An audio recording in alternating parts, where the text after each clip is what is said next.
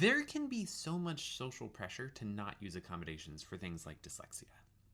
And that's actually really sad. Like, it shouldn't be that way because accommodations are one of the ways that when you have something like dyslexia, it can make it so that you can function maybe closer to the level that you're capable of in an environment that isn't really designed for the way that your brain works.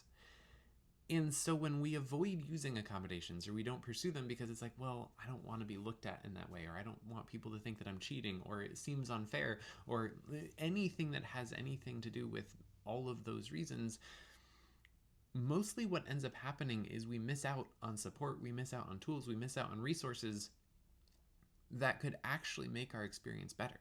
Like, I didn't have accommodations when I was in college because lots of reasons. I just made a different video about that. But I didn't have accommodations, and now I can't help but wonder what would have been different about my experience if I'd had. Like, how would things have been better? Because I'm pretty sure that there are a lot of things that would have been a lot better if I'd had accommodations. And one of them, like just one of them, is that I think I might have actually learned a lot more.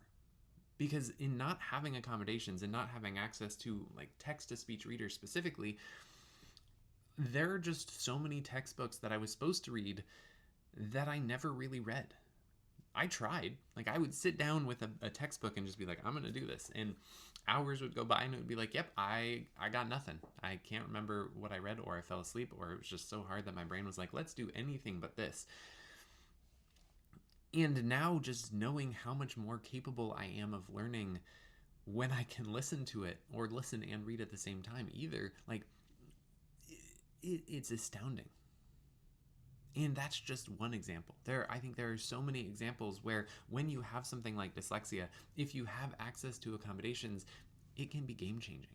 And so allowing things like social pressure or judgment or criticism from teachers, which all of those things are very real and very painful, but allowing those things to keep you from getting support that can make a huge difference is really sad.